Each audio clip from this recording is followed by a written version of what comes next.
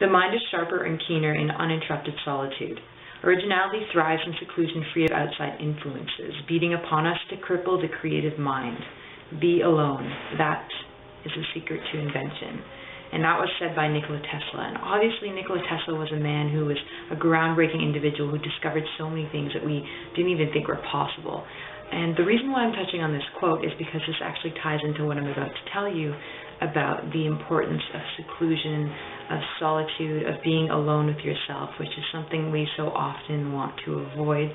Think about it. Think about how distracted we are on a regular basis. And that is what I want to talk about in regards to my next float session.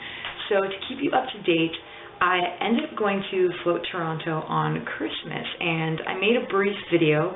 Nothing was too descriptive or too in-depth. However, the video touched on the pre-booking experience and then a little bit of the aftermath of the float. And the reason why I haven't posted it just yet is due to the fact that I think that I could have gone a little bit more in depth with it, and that there were certain things that were lacking in the quality of how I filmed it. I was walking down Queen Street post-float filming it, and obviously I was in the most blissed out state that trying to convey to you what was going on in my mind was a bit of a challenge. Gotta say, I have never walked down Queen Street so slow in my life before. So I will probably just get to that right now with you guys and talk about it, because it is extremely pertinent to the follow-up of what I'm doing today. It's extra special because today is January 11th and tomorrow is my birthday. So I'm obviously really excited about that.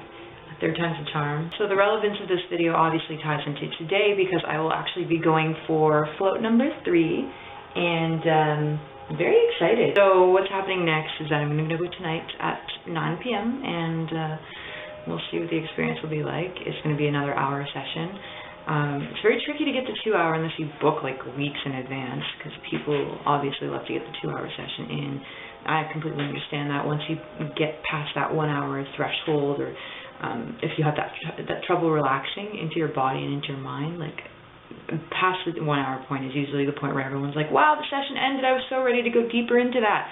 I know what happened to me, because after those last 2 times when the music started playing, and that's when it signifies that the session is over, I just remember thinking to myself, God damn it, I could have went into that even further next time. So, yeah, so that's the importance of this, is how key it is to reflect on ourselves while we're alone.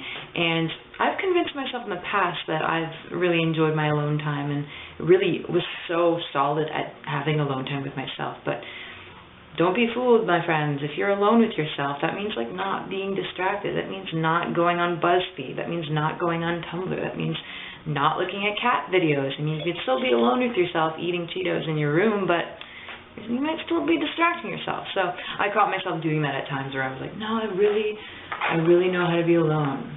I'm a master at this. I've got this under control. I've got this. But then I would just distract myself. What can I tell you about this previous session that I had? Well, it was quite different in the sense that I eventually got myself to reach a deeper state of relaxation than I thought was possible before. But what stayed the same was the sheer novelty of feeling buoyant and feeling like this residue on your body that felt kind of like an amniotic goo of sorts.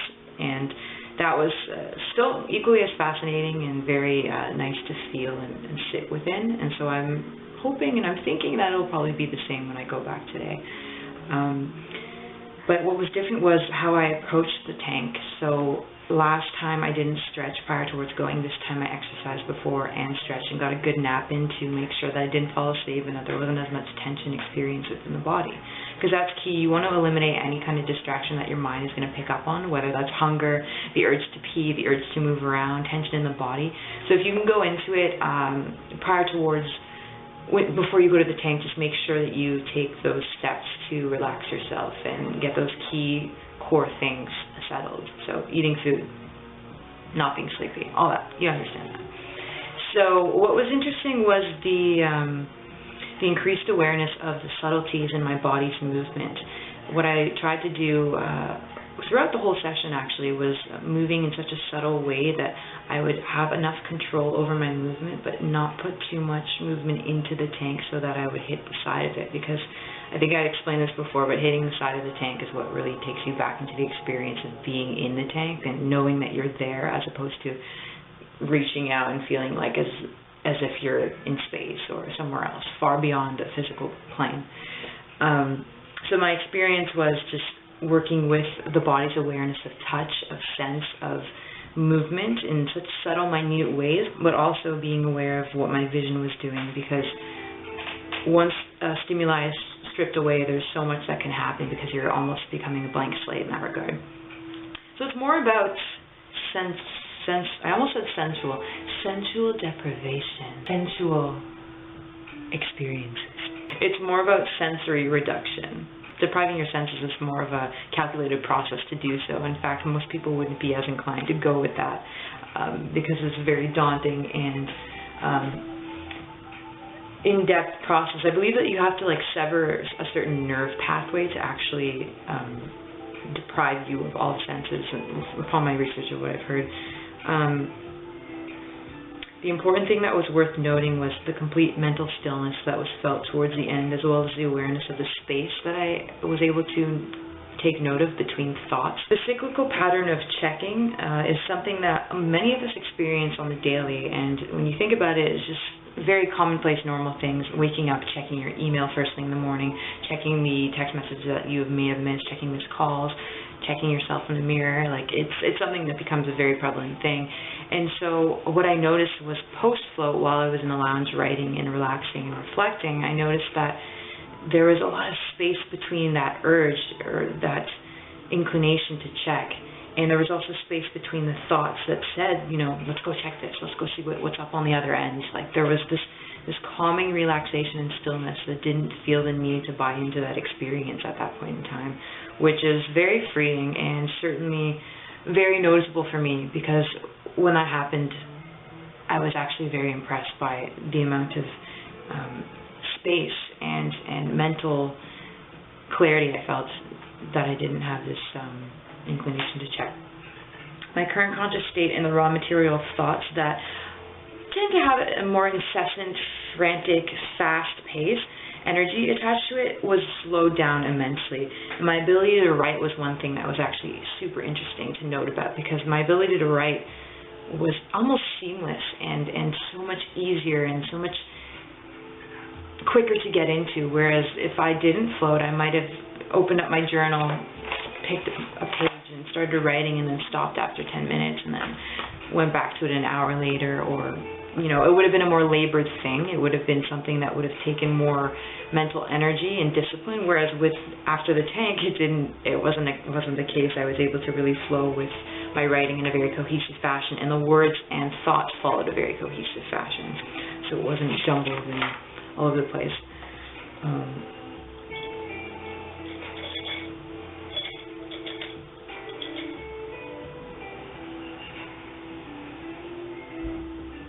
The interesting thing about floating and any kind of conscious exploration, such as breath work and meditation, is that there is a noticeable difference when you undo the tension within the body, and the mind then shortly follows afterwards. So breathing in regards to my experience when I'm stressed out and anxious, and even on a very baseline level, I find that it becomes mildly labored and slightly frustrating if I can't get a full, deep, diaphragmatic belly breath. But in this case, once I got to it, I was able to relax and get to that full volume, that full capacity of the experience. And I felt as though I had more control over that experience, whereas before it felt like it had more control over me. So that's profound.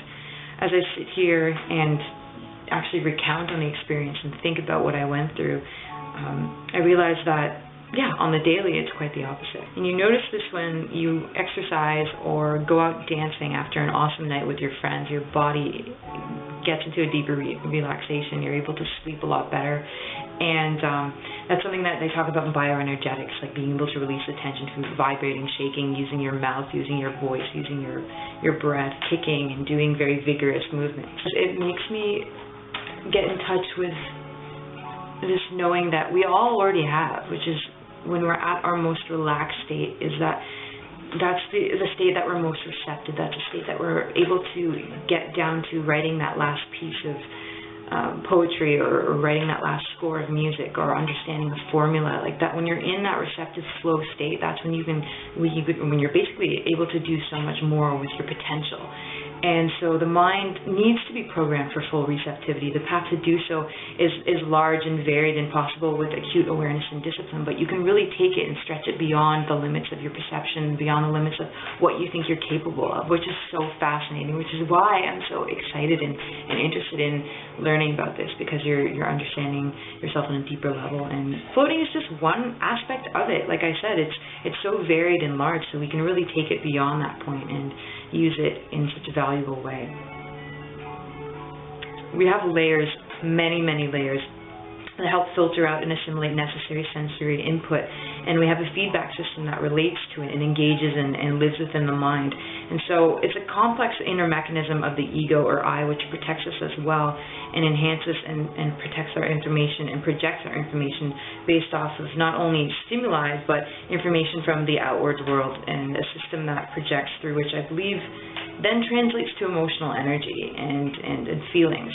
And those feelings and those thoughts and those energetic imprints that are very real can be traced back to like the primordial roots, as well as recent themes and recent times that we've went through that shaped our psyche, that have either left scars or trauma or wounds, or just the experiences that have accumulated throughout our lives. And survival mechanisms is one thing, something built into us. But the reason why I mention this is because when we get to those layers and we're able to assimilate sensory input and understand what got us there, like if we understand what our triggers are, then we're able to better tweak our experience and our reality and work through that. The repulsion loop that many people feel, and I'm sure many people who might experience this on a heightened level, such as people who are more compulsive, like people who have OCD, the compulsion loop is a habitually formed reactive chain to what I think is misassimilated emotional feeling states and triggers that are tightly coiled within the mind, and also the tightness of the body. So it's such a beautiful thing to be out of there and feel as though everything is back to where it was at the start, if that makes any sense. The flow was novel in regards to the buoyant layer, but what came out of it was this beautiful, blissful experience of just feeling as though I was renewed. And the mind goes in these stages of feeling very loud and frantic and incessant, to then, once you scan over your mental imagery and think about things that stress you out, it challenges you to go into that. I'm certain that everyone can, but it just takes an effort. It just takes yourself to be away from your own distractions, and really you have to get out of your own way, and you have to be able to separate what is you and what isn't you, and what thoughts are a part of you and playing into your experience, or what thoughts are actually dictating the experience for you. Out of the things that I can take from this float, it was important for me to note about my own awareness to my body and the way touch felt within the water and within my body and on my body. And so touch was really quite something. I experimented with seeing how little movement I could use to ensure that I was exploring my spatial awareness within the tank, but at the same time making sure that I didn't sway and move too much. So it was a lot of physical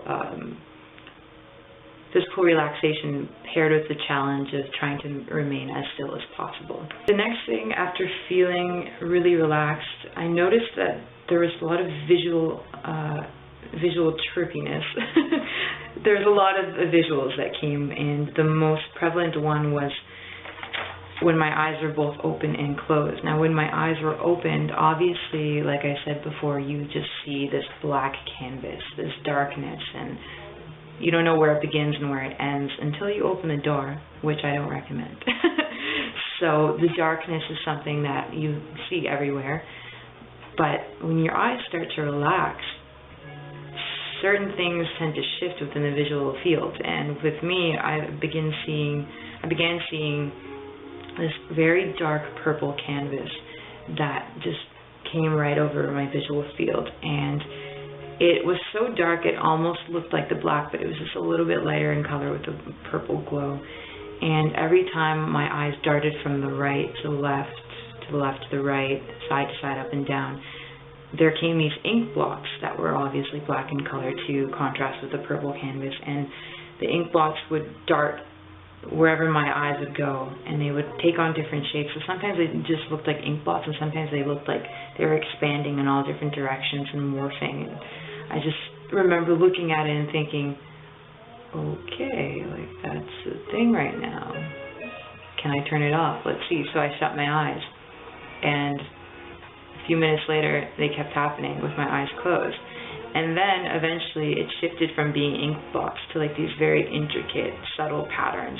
And it was just a very faded pattern of like almost some kind of sacred geometry that was happening, like the seed of life. And it was taking on this very faint metallic gold and silver color. And that was crazy. I just remember thinking to myself, am I actually seeing that? It danced with wherever my eyes were going to when my eyes were open.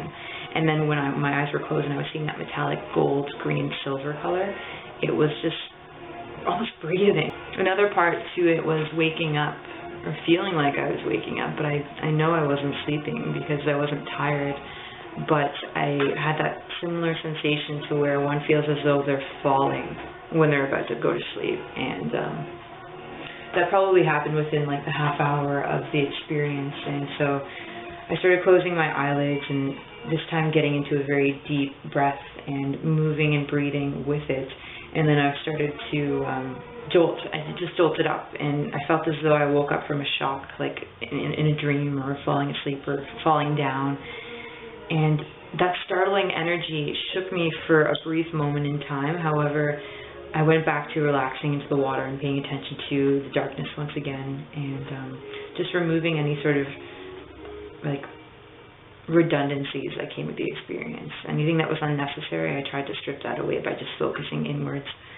My capacity to intercept and direct anxiety, which happens quite often, that was much stronger. So I came out of the experience obviously being able to see this big gap between thoughts that would normally just run incessantly. But with that, I was able to just let it go and relax into it and be able to feel as though I was in control of it all. So without grasping, without clinging, without having this tight grip on the experience that often makes it feel very strained. When you get back into the real world with all the senses coming back to you, it feels as though they rush in, and you feel as though you're stuck with this like different level of consciousness, and it almost feels like this is what it must feel like to feel things for the first time, to be born, to have like being in complete darkness and then coming out of it again, like rushed with all of these things. And it wasn't as overwhelming. It was just very calming to be out there because we have a prior knowledge of what it's like, whereas maybe with a baby they don't, or maybe they do, but there's just this amnesia that we have as spiritual beings when we go into these experiences. That is my experience with float tank number 2. I'm going to come at you with number 3, and that'll be a great time. I'm really excited to share that, and every time I'm just going to anticipate to go a bit deeper and to train myself to relax even more so that I bring about a more beneficial experience for the next time, and it'll help me with everything else. So thank you again for watching. I'm really enjoying doing these. I'm really enjoying floating quite a bit, so much so that I actually want to learn how to build my own tank, as crazy as it sounds. But yeah, the mind that perceives the limitation is the limitation, so go out there and crush your limits. Bye.